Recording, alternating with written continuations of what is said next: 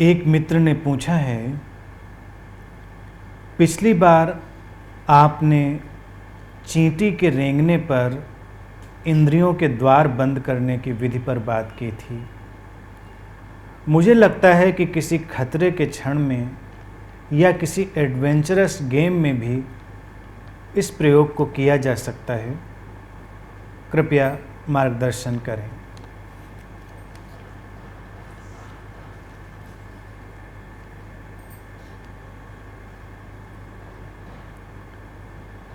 इंद्रियों के द्वार बंद करना इस विधि का महत्वपूर्ण हिस्सा है। चींटी का रेंगना जिसे शिव ने तुम्हारे लिए कहा, वो एक इशारा भर है। तुम्हारी इंद्रियां जिस बात से प्रभावित हो रही हैं, तुम वहीं से अपना प्रयोग कर सकते हो। शिव ने स्पर्श की इंद्रिय का उपयोग किया है। तुम किसी भी इंद्रिय के प्रयोग के साथ इस विधि की गहराई में प्रवेश कर सकते हो। खतरे का क्षण या एडवेंचरस गेम जिनकी तुमने चर्चा की है, ये दोनों बातें अपने आप में बहुत महत्वपूर्ण हो सकती हैं। किसी भी खतरे का क्षण तुम्हें पूरी तरह से झकझोरता है, प्रभावित करता है। तुम्हारी सारी इंद्रियां अचानक सक्रिय हो उठती हैं। खतरे के क्षण में कई बार अनजाने में ही लोग ध्यान की अवस्था में प्रवेश कर जाते हैं, कभी कभी। और वही आकर्षण जो खतरे के क्षणों में दिखाई दिया था, उसी से सारे रोमांचक खेलों का, एडवेंचरस गेम्स का आविष्कार हुआ।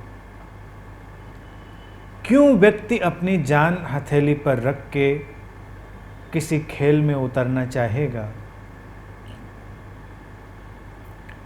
कहीं गहराई में उसे जो ध्यान का स्वाद मिला है, कहीं गहराई में उसे अपने अंदर जो ठहराव की अनुभूति मिली है, वो उसे खींचती है। खतरा आ गया है, तुम कुछ कर नहीं सकते। तुम चाहो तो अपनी इंद्रियों के द्वारों से बाहर भागते रह सकते हो। तुम ज़्यादा से ज़्यादा भयभीत हो सकते हो। तुम कांपने लग सकते हो। तुम उतनी ही देर में बहुत कुछ सोचने लग सकते हो। लेकिन ऐसा भी हो सकता है कि खतरा सामने आ गया है और तुम कुछ भी नहीं कर रहे हो। तुम बस अपने अंदर उतर गए हो, क्योंकि तुम कुछ इस समय कर ही नहीं सकते। जो कुछ करना है वो व्यर्थ है, बेमानी है, उसका कोई औचित्य नहीं है। तुम्हारे लिए यही उचित है कि तुम ठहर जाओ। उस ठहरने के क्षण में तुम्हें ध्यान का स्वाद मिल सकता है। कभी तुम कार से जा रहे हो और अचानक ब्रेक फेल हो गए। कार तुम्हारे नियंत्रण से बाहर है। स्थिति ऐसी है कि तुम कुछ भी नहीं कर सकते और अचानक तुम ठहर जाते हो। अजीब सी बात होती है कि उस क्षण तुम्हें परेशान होना चाहिए था, लेकिन तुम्हें एक विचित्र सी शांति पकड़ लेती है। एक अनजाना सा आनंद तुम्हें घेर लेता है। ये आनंद और शांति तुम्हारे केंद्र से आ रही है, तुम्हारे ठहराव से आ रही है। तुमने अस्तित्व की धाराओं में अपने को समर्पित कर दिया है। इंद्रियों के द्वार बंद होने का अभिप्राय है बाहर से भीतर लौट आना, परिधि से केंद्र की ओर मुड़ जाना, सर्कमफेरेंस से सेंटर की ओर चले जाना।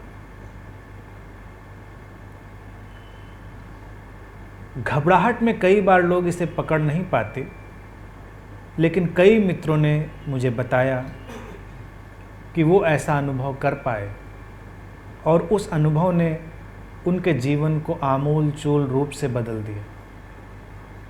मृत्यु सामने है और तुम्हारी इंद्रियों के द्वार बंद हो गए हैं, तुम ठहर गए। ये सुंदरतम अनुभवों में से एक है।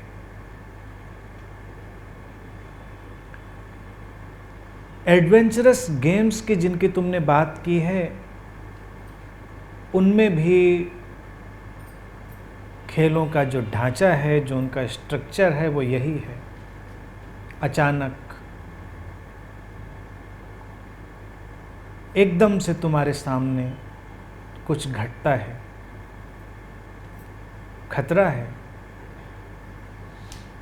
लेकिन वो खतरे तुम्हें रोमांचित करते हैं, प्रसन्न बनाते हैं। कई बार लोगों को समझ में नहीं पड़ता कि क्यों लोग पैरों में रस्सी बांधकर कूद पड़ते हैं, क्यों लोग उल्टे सीधे ऐसे काम करते हैं जिनका कोई मतलब नहीं है। जान जाने का खतरा है। जान बचाकर भी तुम क्या बचा लेते हो? बहुत कुछ तो बचता नहीं। अक्सर लोग जान देने पर आमादा हो जाते हैं। अगर उनके जीवन में रस की कमी है, वो जीवन में रस अर्थात जीवन में आनंद की खोज में अपने प्राणों को भी संकट में डालते। अध्यात्म ऐसा ही है, ध्यान ऐसा ही है, प्रेम ऐसा ही है। जो अपने प्राणों को संकट में नहीं डाल सकते, वो ध्यान या प्रेम की गहराई में प्रवेश नहीं कर सकते। ये प्राणों को बचाने का उपाय नहीं है, ये तो प्राणों को उन्मुक्त कर देने का अभियान है। और तुम देखो कि अपने प्राणों को बचाने के प्रयास में अक्सर तुम सिकुड़ते हो, और जब तुम अपने प्राणों की चिंता नहीं करते तो ये जीवन ऊर्जा, ये लाइफ फोर्स या ये प्राण एक अजीब सी चीज़ है। जब तुम इसकी चिंता ही नहीं करते, तुम इसको बचाने की कोशिश ही नहीं करते, तो ये उन्मुक्त हो जाता है, बाउंडलेस हो जाता है, सीमाएं तोड़कर बहने लगता है। तुम विस्तृत अनुभव करते हो, एक्सपेंडेड अनुभव करते हो। यही प्रेम का भी आकर्षण है और यही ध्यान का भी आकर्षण।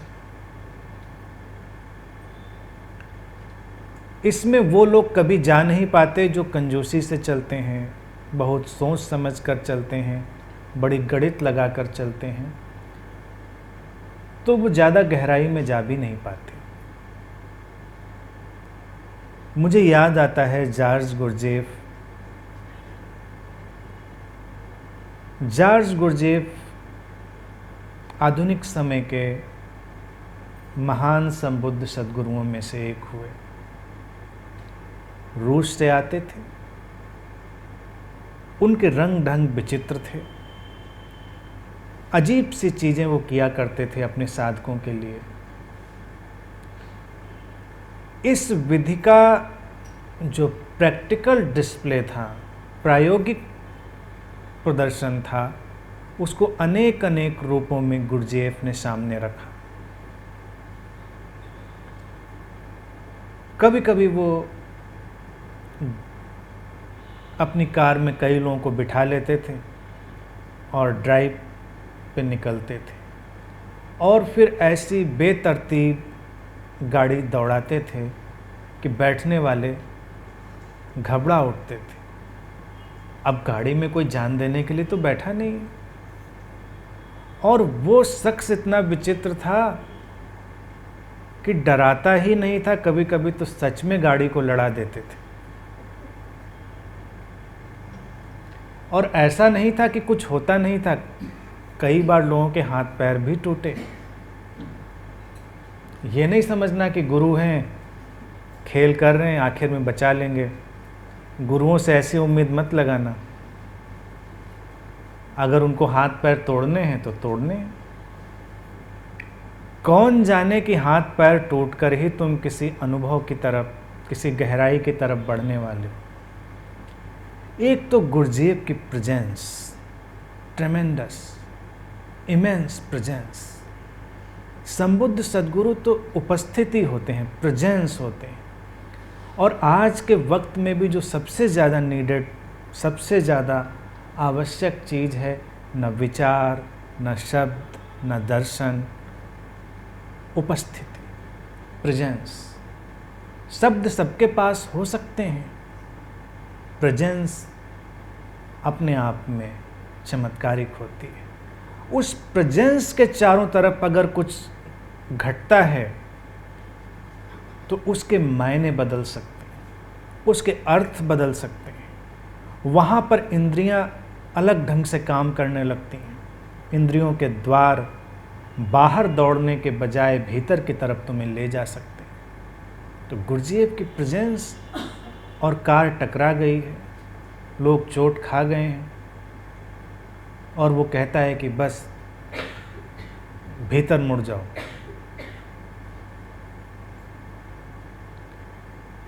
कई बार ऐसा हुआ, बरसों के प्रयास के बाद भी जो लोग भीतर नहीं मुड़ पाए थे, ये शब्द गुत्थी ही बना रहता है। सामान्य साधकों के लिए भी ये शब्द हमेशा एक गुत्थी बना रहता है, एक पहेली, भीतर मुड़ जाओ। कहाँ भीतर मुड़ जाए? वेयर इज दिस भीतर? कहाँ है ये भीतर जहाँ मुड़ जाएं? लेकिन अक्सर लोगों ने देखा है कि उस क्षण में लोग मुड़ गए, कुछ बदला।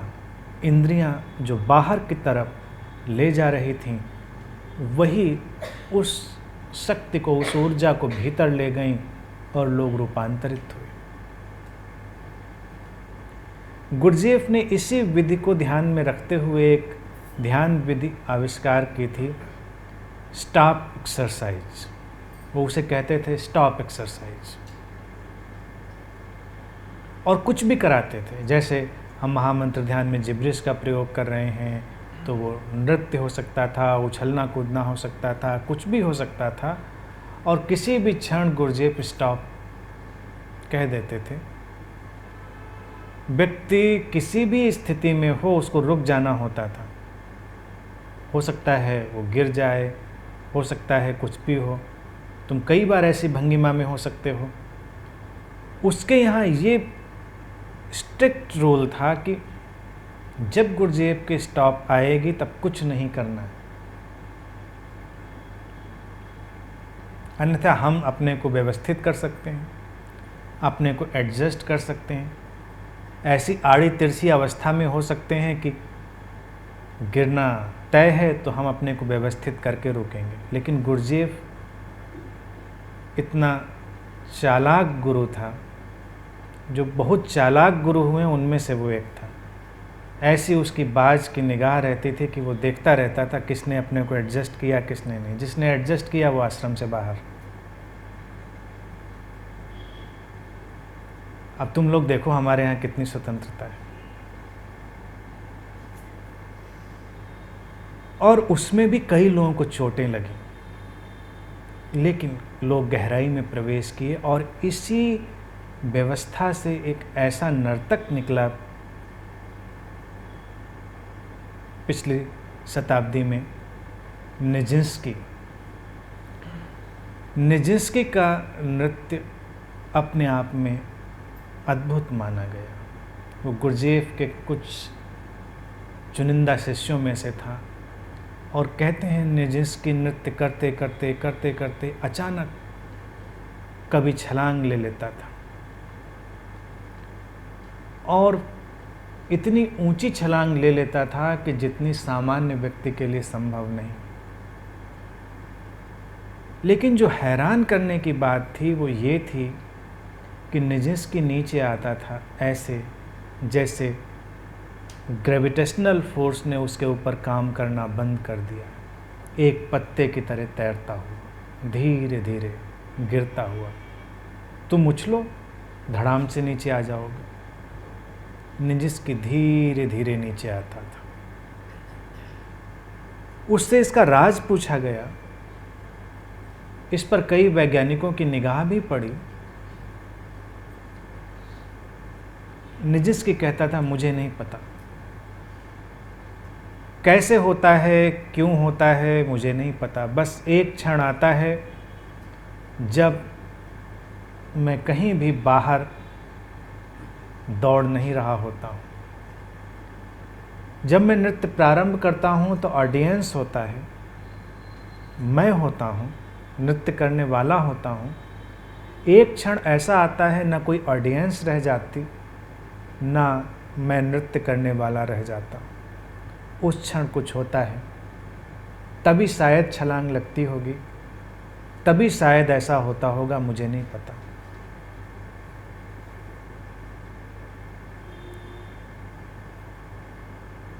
इंद्रियां तुम्हारी न जाने कितनी शक्ति को बाहर की तरफ खींच ले जाती हैं। अगर वो शक्ति तुम्हारे भीतर दौड़ सके तो तुम ऐसे अद्भुत जीवन के ढंग अनुभव कर सकते हो।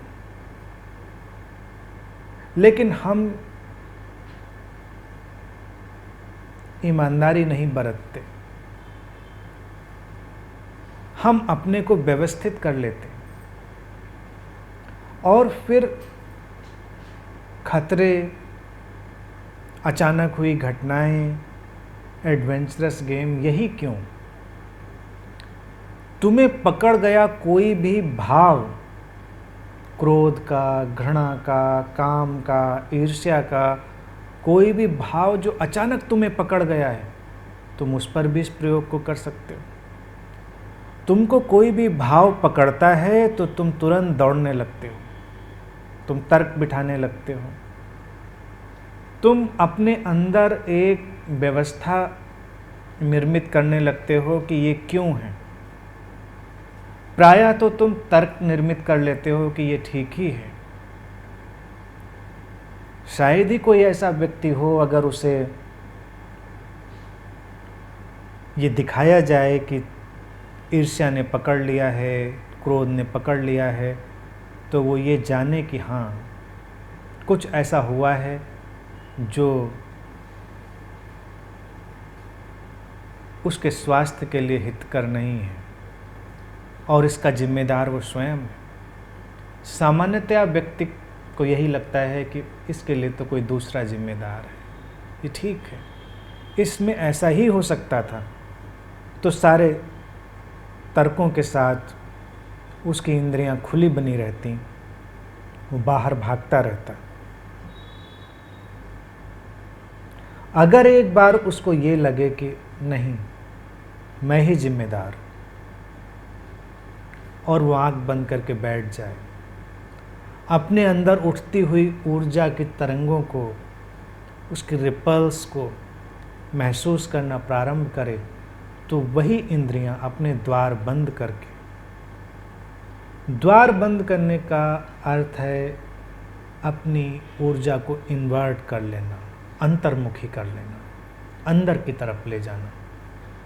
तो वही शक्ति तुम्हें रूपांतरित करने सकती है, तुम्हें गहरे से बदल सकती है।